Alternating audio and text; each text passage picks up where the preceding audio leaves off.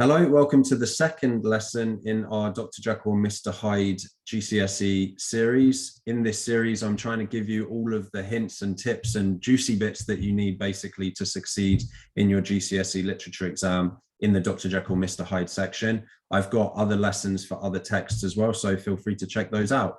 So last week we went through Dr. Jekyll and did a character analysis of him. Today we're going to be going through looking at Mr. Utterson. I don't know how much I like the picture of Mr. Utterson here. I think of the pictures from this weird little graphic, Utterson's is probably my favorite though.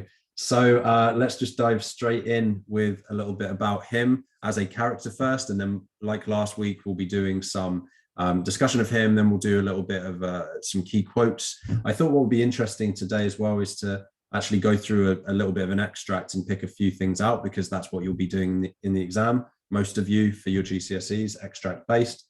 And if there's time, then we'll also do a model paragraph of Mr. Utterson. So who is Mr. Utterson? So Mr. Utterson is effectively the narrative voice for most of the novella. Most of the chapters are through his perspective, thinking about what's going on with Dr. Jekyll, when he's talking to his cousin, Mr. Enfield, when he meets Mr. Hyde. It's mostly from his lens.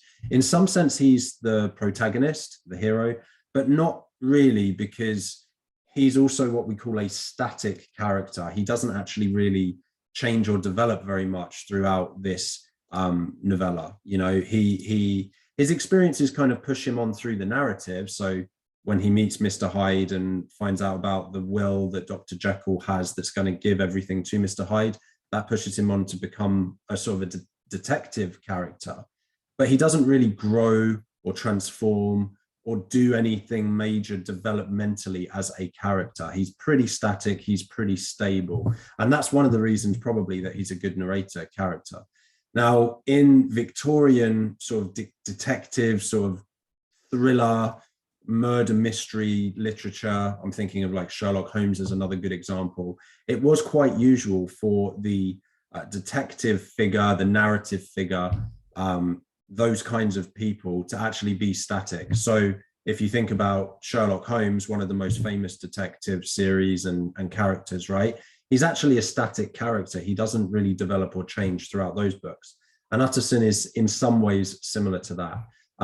Although Utterson is a bit more of what we would call an anti-hero, because Sherlock Holmes has some actually crazy sort of almost supernatural intelligence to help him deduce things. Whereas Utterson is just some guy, he's just a lawyer. And I think that makes us a lot more endeared to Mr. Utterson as a character. He's a really just a good, solid guy, a good friend to Dr. Jekyll, just trying to, you know, find the truth. And that makes him really compelling to sort of read about. And most of the characters in the book even also say about how they like Mr. Utterson. So we'll be thinking about that as well when we go through some quotes. He represents something called the superego. So Sigmund Freud, psychologist, came up with, or psychiatrist, came up with this idea of the id, the ego, and the superego. So the ego is Dr. Jekyll. I didn't mention this last week, but it is. He's trying to hold together the worst parts of himself, which is the id, that's kind of Mr. Hyde, and the best parts of himself, the superego. And in this novel, Mr. Utterson embodies that superego. Utterson always does the right thing pretty much.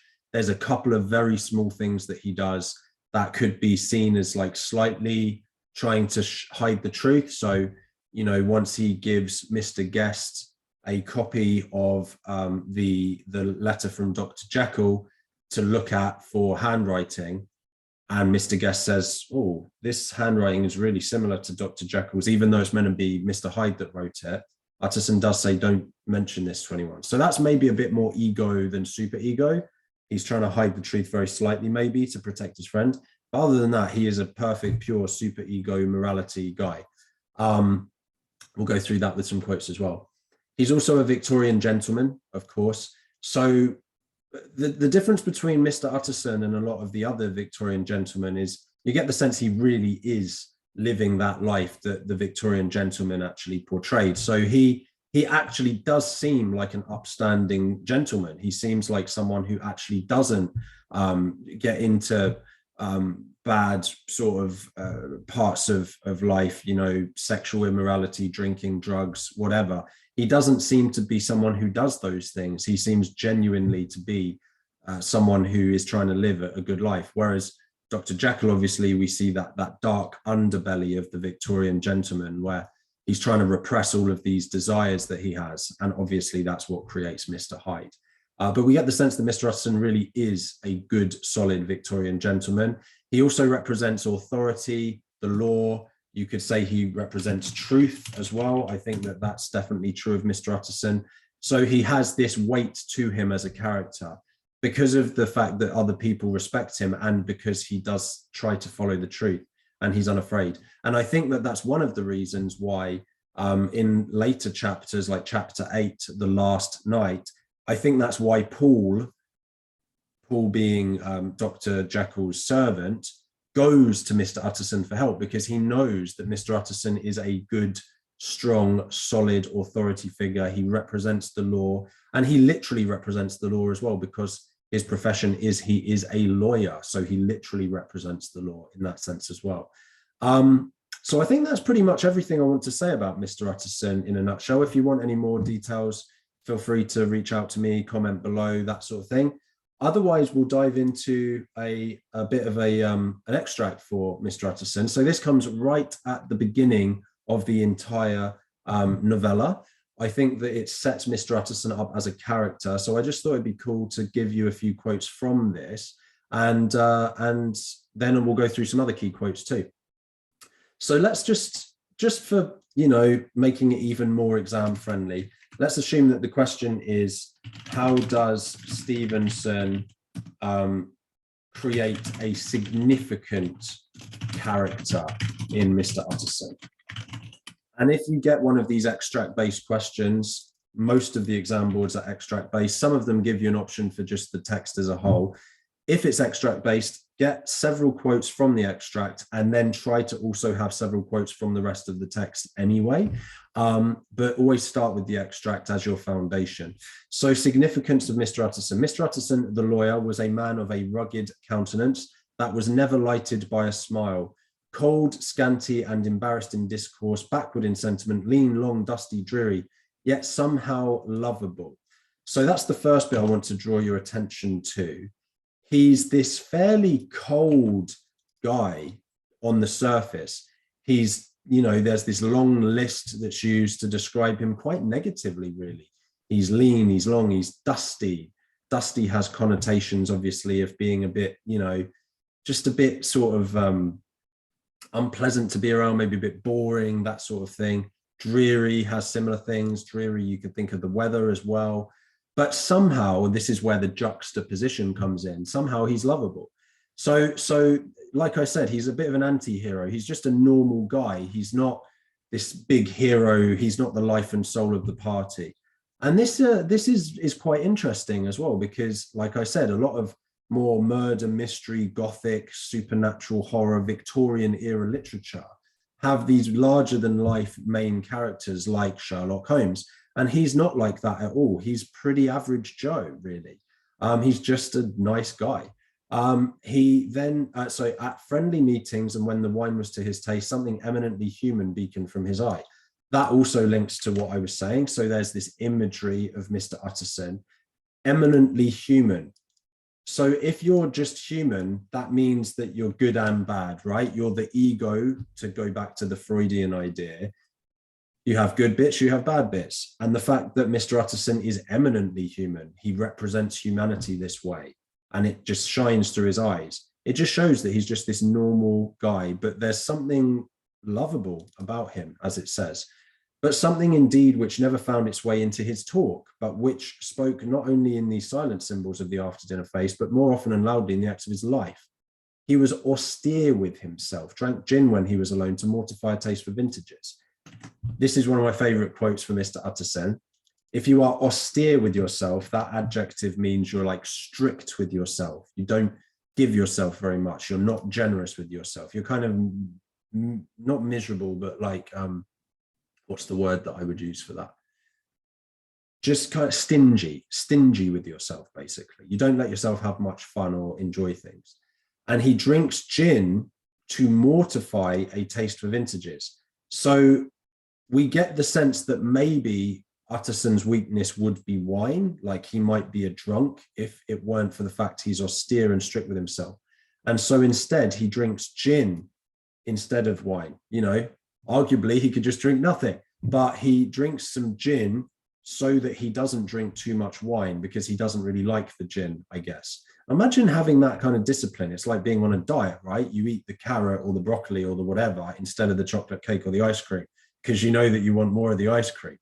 That's what's being said here with Mr. Utterson. And again, that links him as this strict, disciplined, solid character.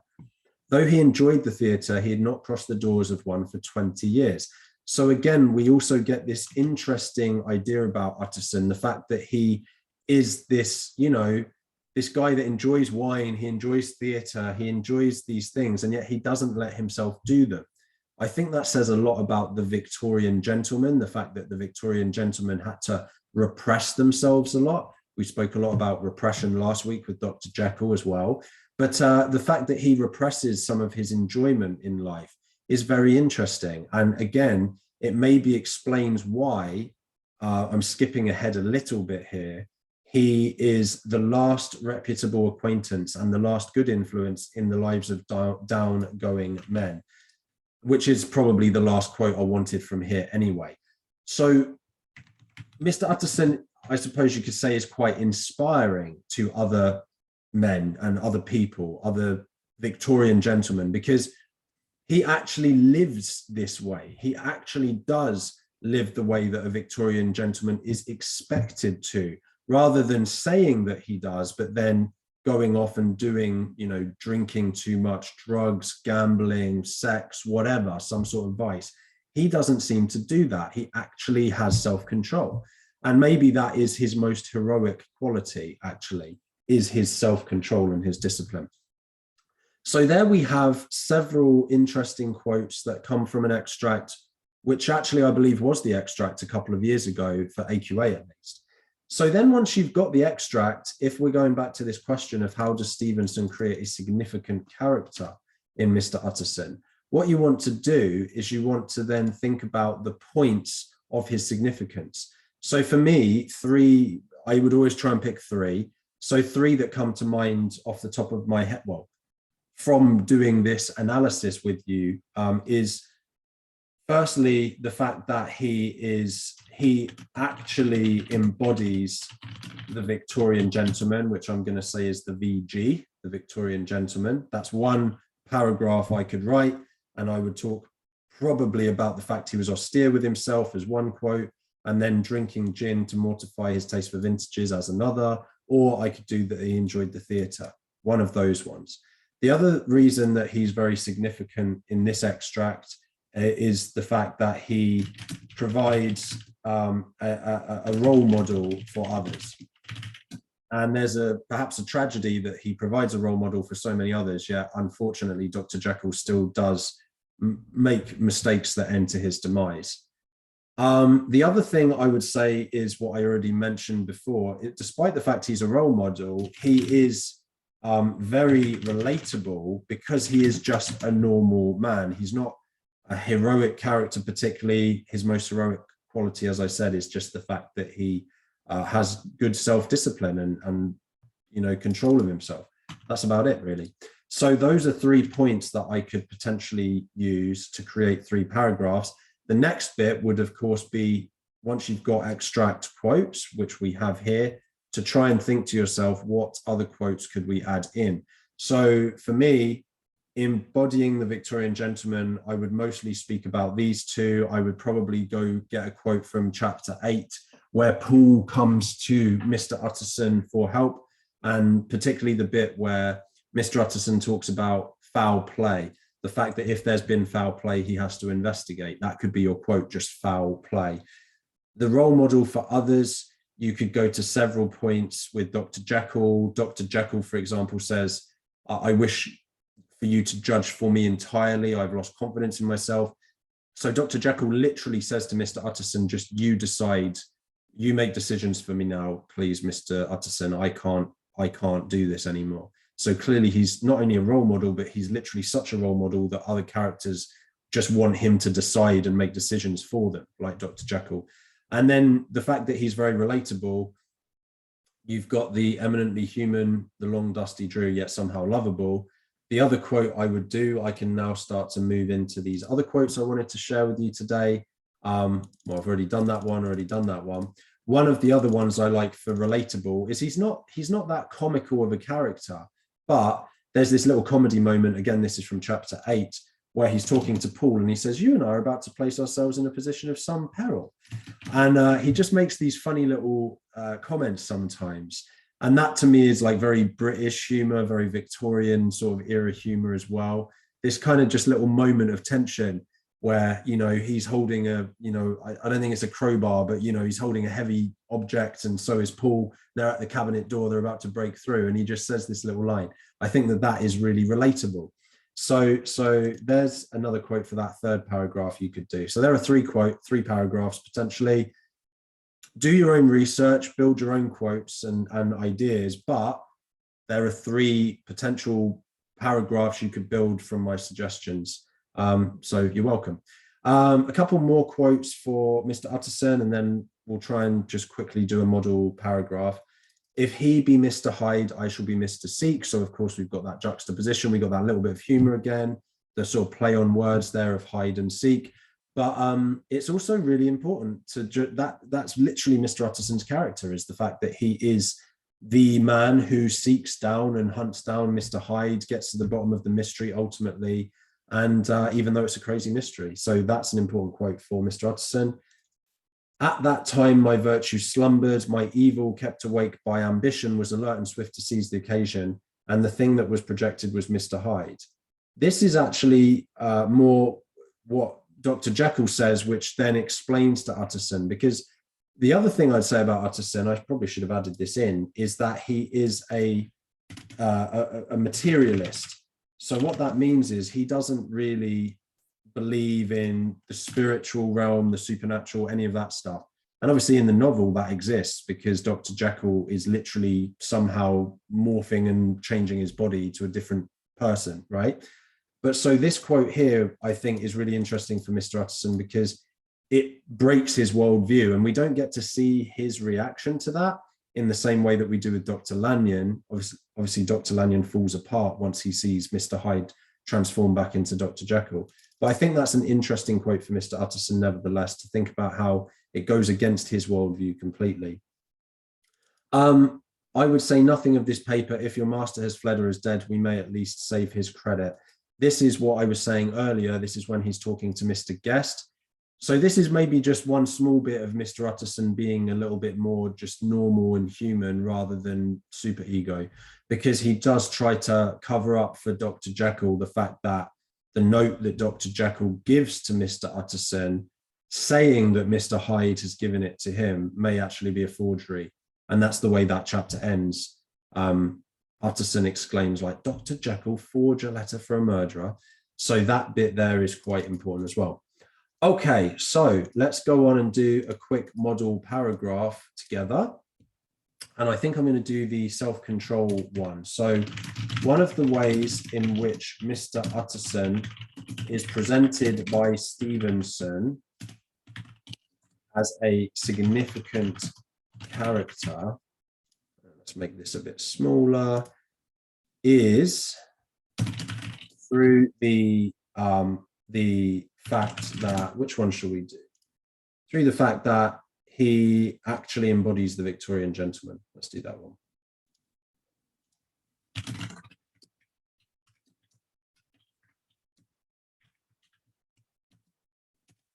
Victorian gentleman. So that's our point. We see this when immediately in the novella as Mr. Utterson, quote, drank gin to mortify his taste for vintages. So I'm going to take that quote there.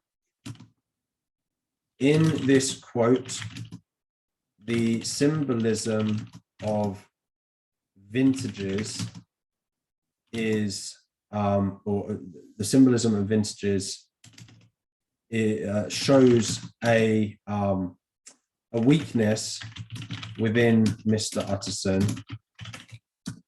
He would like to drink a lot of wine. But this is then juxtaposed by the fact that he chooses to mortify this instinct by drinking gin. The word mortify has connotations of death. He is trying to kill the bad parts of himself, which tend to overindulge. Now, what we can do, which I think is really interesting now, I hadn't thought of this at the time, is we can actually say, we can go to the rest of the novella now, but we can actually do it through Dr. Jekyll. This forms a dichotomy, that's a fancy word for a division, with Dr. Jekyll, who talks about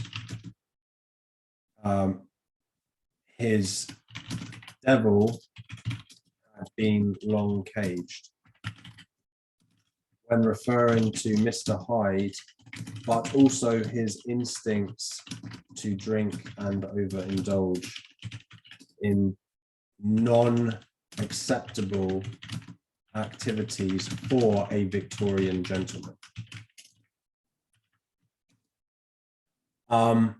So this is then forming, as I say, this division between Dr. Jekyll and Mr. Utterson.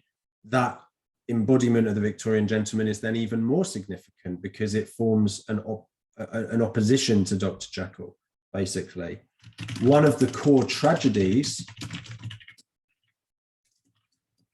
of the novella is that Dr. Jekyll is unable to take the advice or follow in the path of his dear friend Utterson.